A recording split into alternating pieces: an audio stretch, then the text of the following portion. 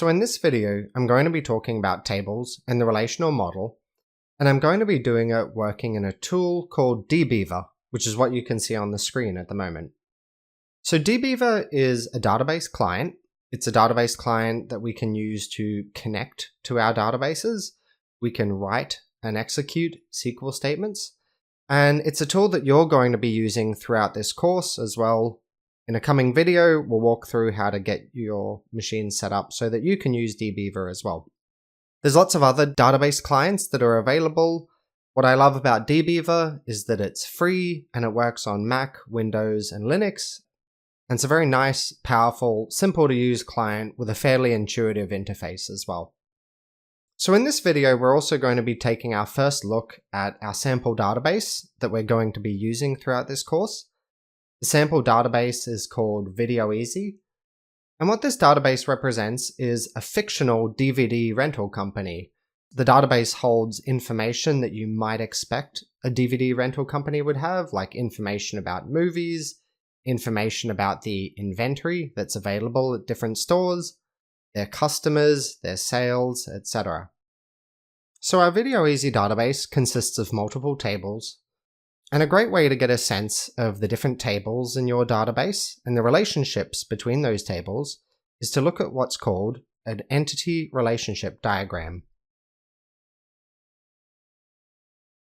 So here we're looking at the entity relationship diagram for our VideoEasy database. We can see that there's all sorts of different tables, and the relationship diagram continues down to here as well.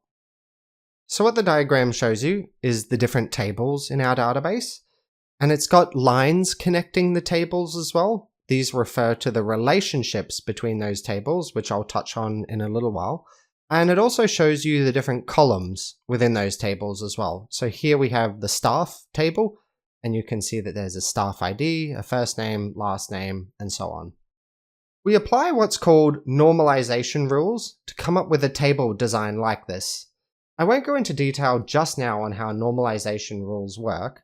It's a little bit beyond the scope of this course, but I'm going to point out now a few important aspects that will help you better understand these table designs, because that's important. You need to know that when you're writing SQL commands. So let's scroll down and let's have a look at the film actor, and the actor tables. And I'll jump over and have a look at the data that's contained within those tables. So we're back now looking at the film table, and one of the first rules of normalization is that each row or record in a table should be unique. And the way we do that is by defining a column or columns that uniquely identify each row in the table, and we call that column or columns the primary key. So let me explain that concept just a little bit more. If I say, what is the column that uniquely identifies each row, what I mean by that is that there should be a column, and for each row of data, it should hold a value that uniquely identifies that row. Let's imagine that we tried to make release year our primary key. And we said, okay, give me the row with the year 2006. That doesn't work. You can see that there's lots of films that were released in 2006. So the release year data does not uniquely identify each row in the table. You could say, well, the title. Each movie has a unique title, right? And so maybe title would be a great candidate for our primary key. The problem is, however, that you may find that there are multiple movies with the same title. It could happen. What we often end up doing, therefore, is creating a new type of column which is guaranteed to be unique. In this case, that's called the film ID, and that's the primary key of this table. The film ID is just a number, and it's guaranteed to be unique for this table. Every single row will have its own unique number, which is basically auto-incrementing, going up by 1 every single time that we add a row to the table. It's called a surrogate key because it's something that we just made up, it's artificial, as opposed to being a natural key. Something like a title would be a natural key, but as we already discussed, multiple movies could have the same title, so it's not appropriate as a key. Often that column in the table is just identified by table name _ ID. So in this case, the table is the film table, and our column is called film _ ID. ID for identifier. Now let's have a look at our actor table. So our actor table has the columns actor ID, first name, last name, and just a timestamp column for when the row was last updated. The actor ID, as we've already now learned, is probably our primary key for this table. And this table contains a list of all the different actors that can appear in different movies. Let's jump back over to our entity relationship diagram. So we've shown the film table, and we've shown the actor table. What's interesting is that in this diagram, the column that we talked about as being the primary key appears up the top and it's bolded. So in the film table, that's the film ID, and in the actor table, that's the actor ID. And that's how ERDs identify which column is the primary key of a table. So we've got a table that's storing films, we've got a table that's storing actors. How do we store what actors are in what films? This is where we use the film actor table. Let's have a look at the data in that table. So here's something that's quite interesting. You can see that the film actor table has got 3 columns, the actor ID, film ID, and the last update. So the first row says actor 1 appeared in film 1. Actor 1 also appears in film 23, actor 1 appears in film 25, and so on. So those numbers that are used there are actually the IDs of the actors and the IDs of the films in those other tables. So the actor ID here refers to the actor ID in the actors table. The film ID here refers to the film IDs in the film table. And that's what the entity relationship diagram was showing with those lines between the tables. Let's jump back over to the ERD. Notice here how there's a line joining film actor to film. Let's click on that line and you can see that film ID is highlighted and it says foreign key. So we've talked about primary keys, but we haven't talked about foreign keys yet. What a foreign key essentially does is maintain what's called referential integrity. So let's explain what foreign keys are looking at the film and film actor table. So you've got films, and films have IDs. And the film actor table describes what actors are in what films.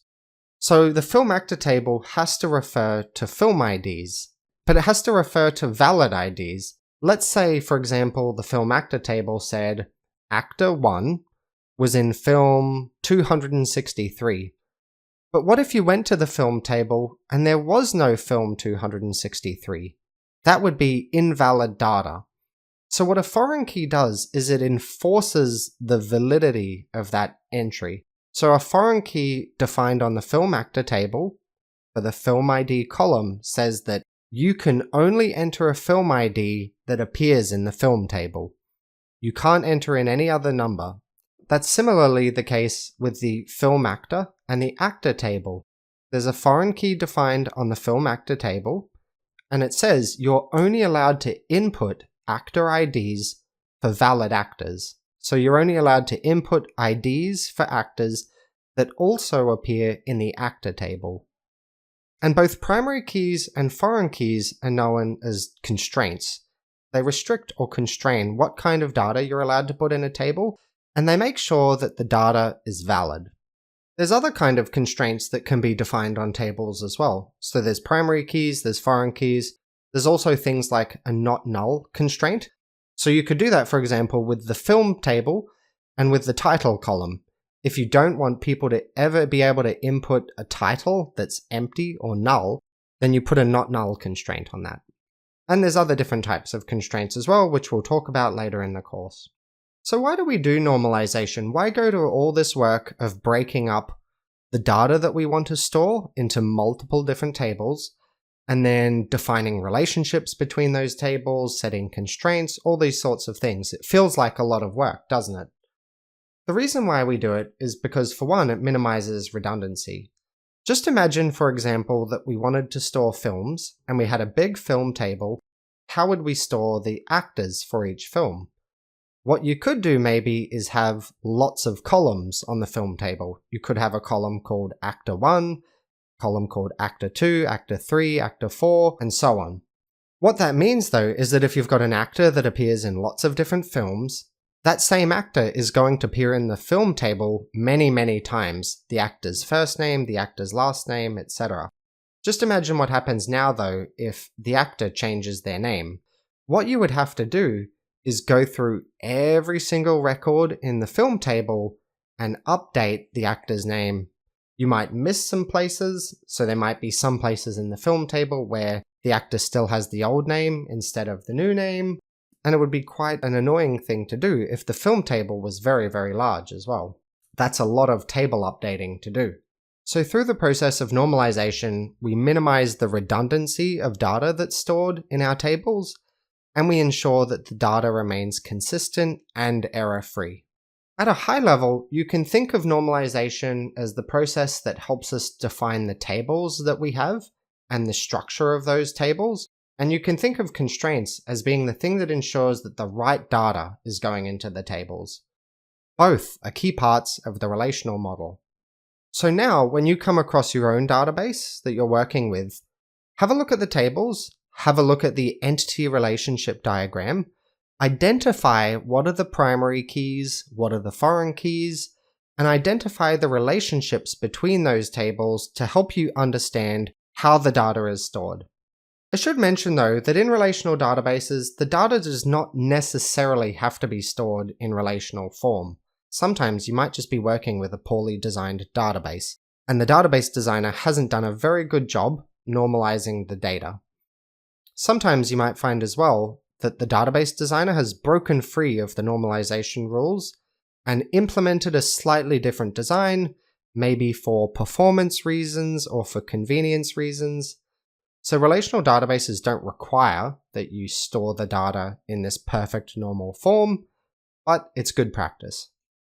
So what we're going to be doing next is we're going to get you to install Postgres. We're going to get you to install dbeaver, which is the tool that I'm using right now. You're going to create your first database and your first table, and then you're going to load this same sample database that I've been working with and talking about through this video.